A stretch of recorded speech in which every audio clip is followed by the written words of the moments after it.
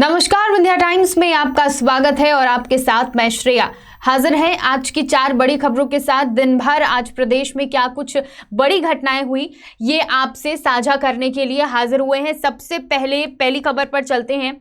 मध्य प्रदेश में 28 विधानसभा सीटों पर उपचुनाव होने हैं, ये आप सभी जानते हैं। जैसे जैसे उपचुनाव के प्रचार तेज हो रहे हैं वैसे वैसे ही नेताओं और मंत्रियों की बयानबाजी और टिप्पणियां और तीखी होते जा रही हैं। पूर्व मुख्यमंत्री कमलनाथ और अनूपपुर से भाजपा प्रत्याशी बिसाहूलाल द्वारा किस तरह की बयानबाजी की गई, महिलाओं पर किस तरह की टिप्पणी की गई, इससे आप सभी वाकिफ हैं।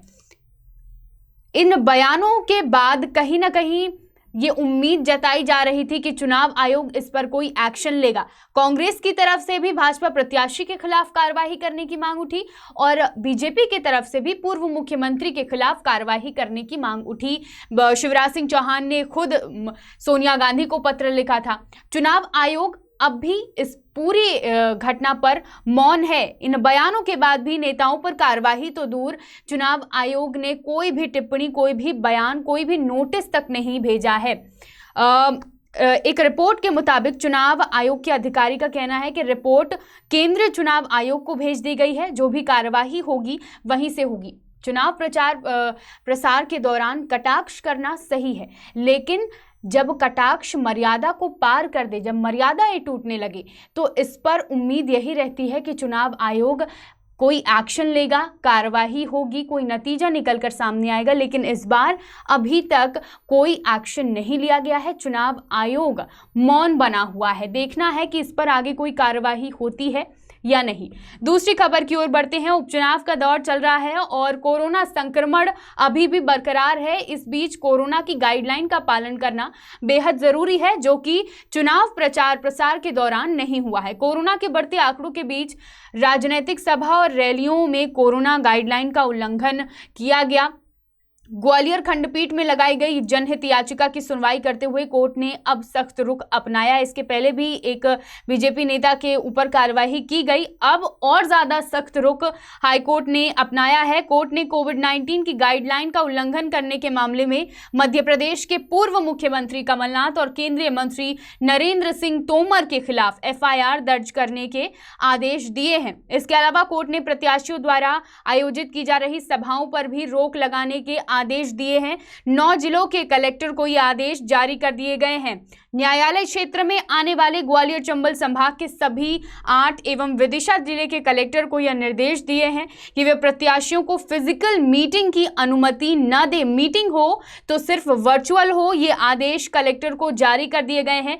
फिजिकल मीटिंग की अनुमति कलेक्टर नहीं देंगे और कोर्ट ने यह भी कहा है कि यदि फिजिकल मीटिंग की अनुमति दी जाती है तो प्रत्याशी कलेक्टर को पूरी तरीके से संतुष्ट करेंगे और एक कारण बताएंगे, संतोषजनक कारण होगा और उसके बाद ही कलेक्टर फैसला लेगा कि इस पर फिजिकल मीटिंग होनी है या नहीं। इस पर लिखित आदेश पारित करना होगा और अनुमति के लिए भारत निर्वाचन आयोग को भेजना होगा।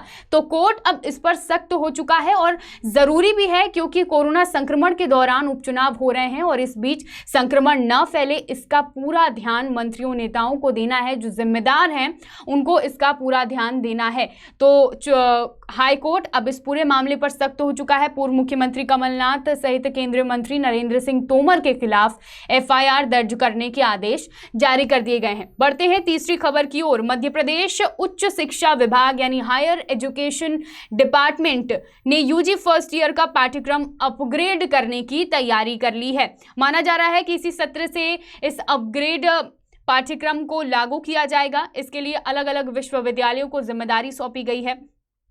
फिलहाल इसकी प्रक्रिया जारी है, जिसके पूरा होते ही समन्वय समिति अपग्रेड सिलेबस पर मंजूरी देगी और छात्र नए पाठ्यक्रम पढ़ सकेंगे। बता दें कि बीए, बीकॉम, बीएससी पाठ्यक्रम के छात्रों को इस शैक्षणिक सत्र में नया सिलेबस पढ़ने को मिलेगा। फिलहाल तो पिछले 6 से 7 महीनों से कॉलेज बंद है और विद्यार्थियों को अभी यही देखना है कि कॉलेज कब खुलेगा। लेकिन कॉलेज खुलते ही यह अनुमान लगाया जा रहा है कि फर्स्ट ईयर के विद्यार्थियों को अपग्रेड सिलेबस पढ़ने को मिलेगा और नया कुछ सीखने को मिलेगा। बढ़ते हैं हमारी लाइफ की आज की आखिरी खबर की ओर, जो रीवा से है। रीवा में मादक पदार्थों की बिक्री लगातार बढ़ती जा रही है और इस बढ़ती हुई मादक पदार्थों की बिक्री को रोकने के लिए रीवा एसपी राकेश सिंह के निर्देशन पर जिले भर में मेडिकल चेकिंग अभियान चलाया जा रहा है। उज्जैन जहरीली शराब कांड से आप सभी वाकिफ होंगे और उसके बाद प्रदेश के मुख्यमंत्री शिवराज सिंह चौहान ने यह आदेश दिया था कि पूरे प्रदेश में यह अभियान चलाया जाए और मादक पदार्थों की जहां जहां बिक्री हो रही है उस पर रोक लगवाई जाए। इसी क्रम में रीवा जिले में भी यह अभियान चलाया जा रहा है। रीवा जिले में संचालित सर्जिकल दवा दुकानों में जांच की प्रक्रिया शुरू कर दी गई है। अमूमन माना जा रहा है कि यह निर्णय, जो मैंने आपको बताया कि उज्जैन में जहरीली शराब का जो कांड हुआ था उसके बाद यह निर्णय लिया गया है।